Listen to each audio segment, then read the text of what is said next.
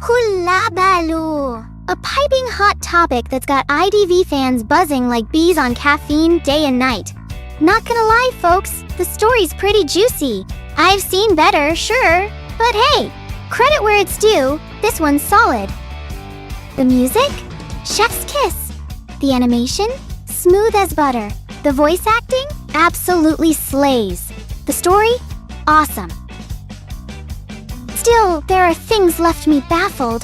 Things that make my brain throb harder than when I tried rescuing against Haster.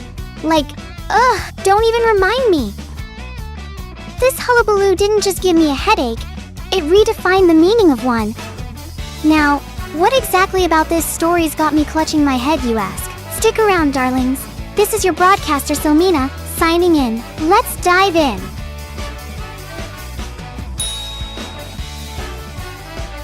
Let's begin with the animation. It's clear that the animation team outdid themselves this time. Everything felt incredibly smooth, whether during cutscenes or gameplay. I especially loved how polished the transitions were. For example, even though I kept getting knocked out by Smiley Face while attempting pallet stuns, I couldn't help but admire how fluid the animations looked. The environment design also deserves praise. The colors are vibrant yet atmospheric, perfectly complementing the story's tone. While I'm no artist, my attempts at drawing a cat result in something resembling an elephant, I genuinely appreciated how the visuals were presented. The details in the environment enhance the overall immersion, and though I have a few nitpicks, I'll save those for later. Now, let's talk about the music. While not groundbreaking, it's undeniably good.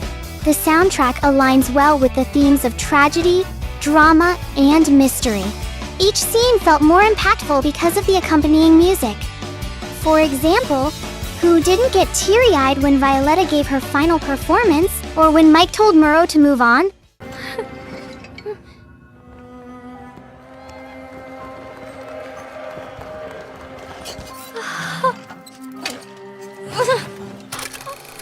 Enough, Muro.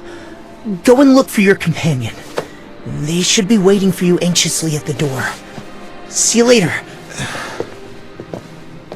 Even the moment when Mike realized the Hullabaloo circus wasn't what he thought it was had a melancholic resonance. While the music wasn't perfect, it did its job of enhancing the narrative, even if it didn't leave me in awe. The standout aspect for me, however, was the voice acting. My goodness! Can we talk about the scene where Joker screamed at Mike? That was nothing short of a masterpiece! A deserter! A murderer! Shut up!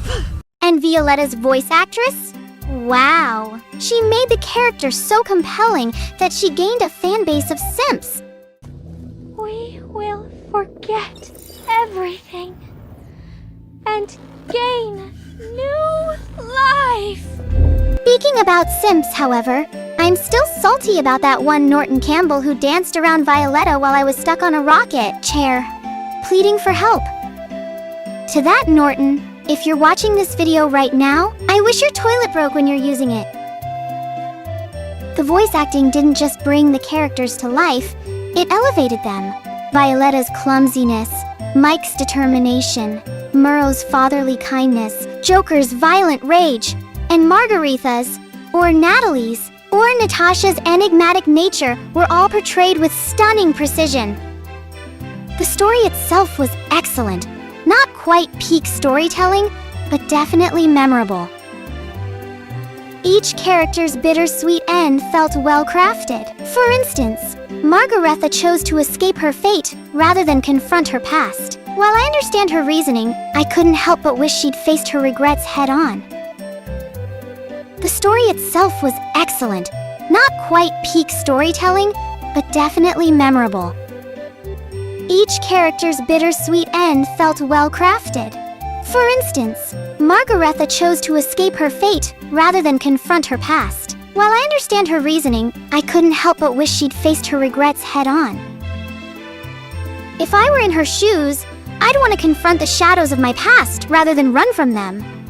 However, her decision to live and die as Margaretha free from Natalie's lingering regrets, made sense within the context of her character arc. Mike's story stood out as well.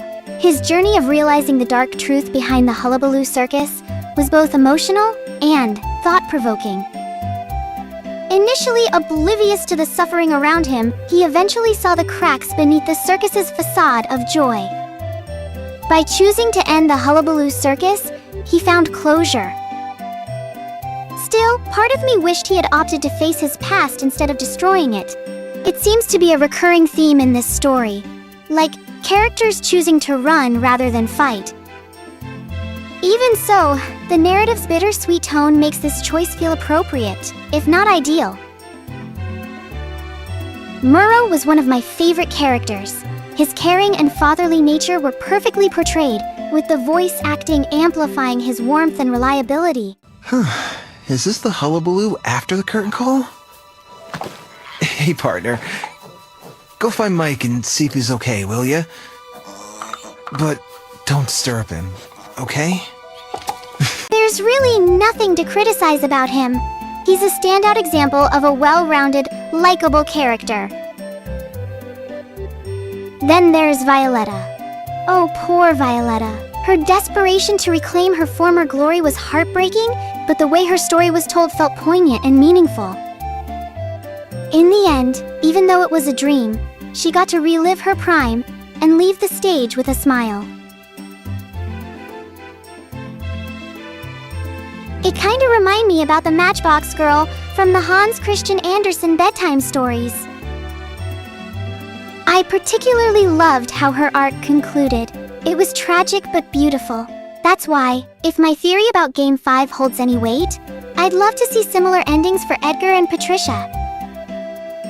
For instance, Patricia could finally realize that the curse in her blood can only be lifted through her death, while Edgar could reunite with his sister and end his story on a bittersweet note. But I digress. That's a theory for another time. Returning to Violetta, her development was one of the highlights of the story.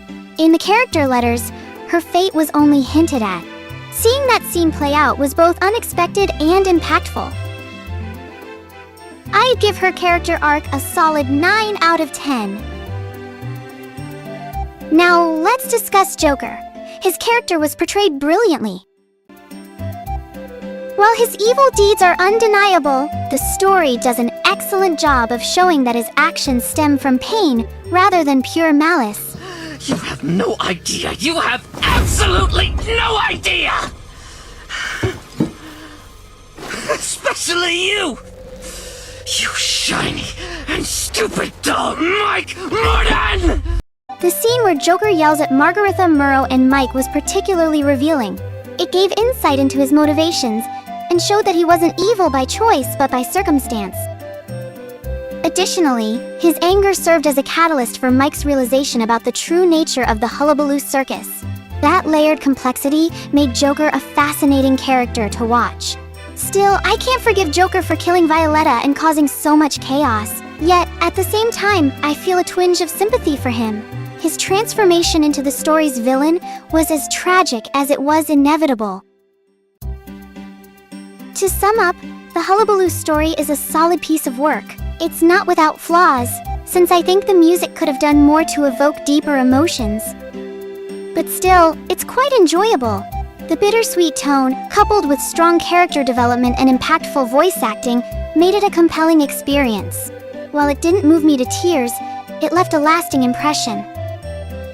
For the record, there's another story that had me crying for 30 minutes straight. Literally!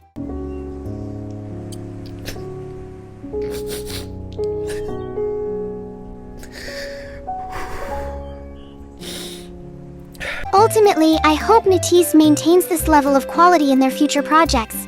If they bring the same effort to Game 5, and if my theory proves correct, it could turn out to be truly amazing.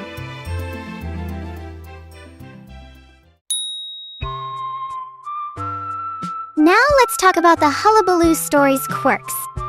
Yeah, those moments that left me scratching my head and going, huh?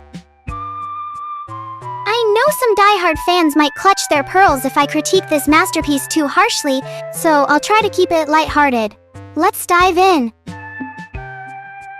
First up, can someone tell me when this game is even supposed to happen?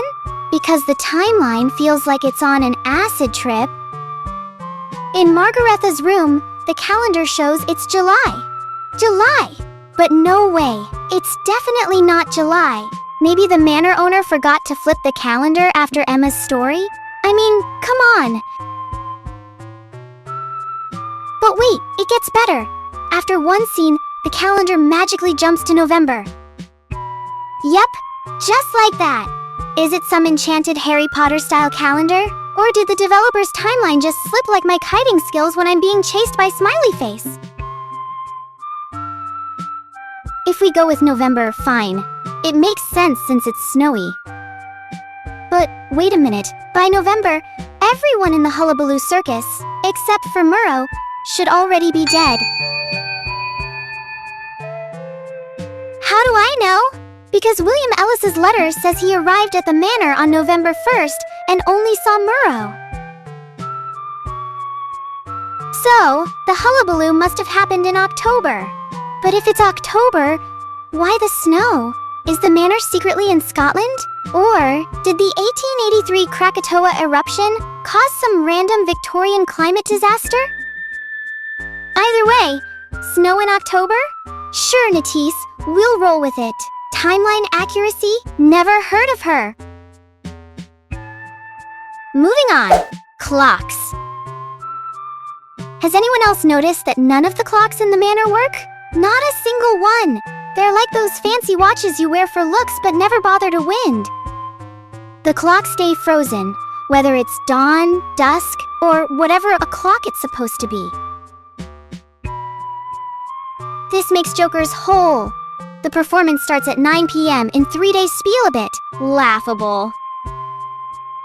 Bro, how do you even know it's 9 p.m.? Are you using a sundial at night? Or maybe you've got a Victorian-era smartwatch hidden somewhere, because I checked, and the internet wasn't a thing in the 1890s. So, this mystery? Unsolved. Now, let's talk about the dining hall. There's a glass cabinet full of random knickknacks, and in Game 9, Naib finds a geisha mask there. Cool, right? Except, plot twist. In Game 8, the mask is missing. So, where'd it go? Did the manor owner put it in the washing machine? Did it vanish like my rank points after a bad match? Or is it one of those only the smart can see it deals? Like the Emperor's new clothes? Guess I'm not smart enough to spot it. Tragic.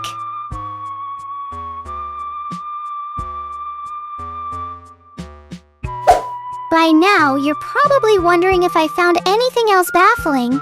Oh, I did. Let's talk about the event at the circus. The first time we arrived in the circus, we're supposed to do something with the escape door. But honestly, who cares? I'd rather ditch the quest, head to the ghost house, and light up some weed. Wanna smoke weed? The ghost house is full of oddities, but my favorite is the portraits in the ghost house.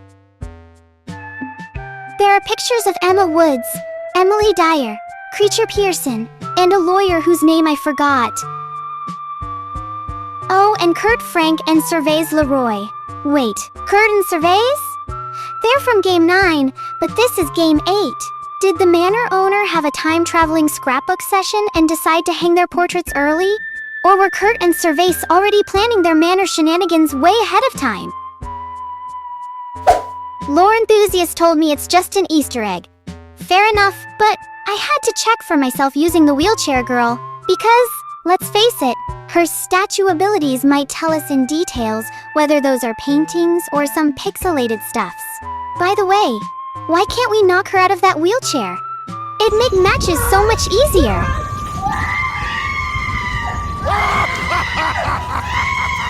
Anyway, yep, the portraits are there, along with posters of Jack, Haster, Leo, and Bane, like the bane of my rank matches. Literally. Let's pivot to something else that caught my eye, the telephone booth near the carousel. At first I thought it was a ticket booth, but nope, it's a phone booth. Fun fact, telephone booths were invented in 1881, so it makes sense for the time period, right? Actually, no. The first recognizable telephone box in the UK wasn't introduced until 1903, and this story happens in 1899. So, what gives? Is it a replica? And where's the actual phone? I tried to look and nada. I tried digging for more curious tidbits in the Hullabaloo story, but, well, I think that's about it. There are still so many unanswered questions that I'm just going to leave open for everyone's interpretation. After all, this game's timeline is about as unique as it gets, so I've learned to roll with the chaos. I mean, if Natisse can casually throw tanks into the Victorian era, make flashlights trendy in 1899, or have Naib join the already dissolved East India Company, or enlist in the army at, what, age 2? Then what's a disappearing mask, or a wonky calendar in the grand scheme of things? At this point, I just sit back, sip my tea, and enjoy the show. Messed up timelines? That's just their signature style, and honestly, it's entertaining. Anyway, that's all I've got for now. If you've noticed other weird or hilarious quirks, feel free to share them. I'd love to hear about them.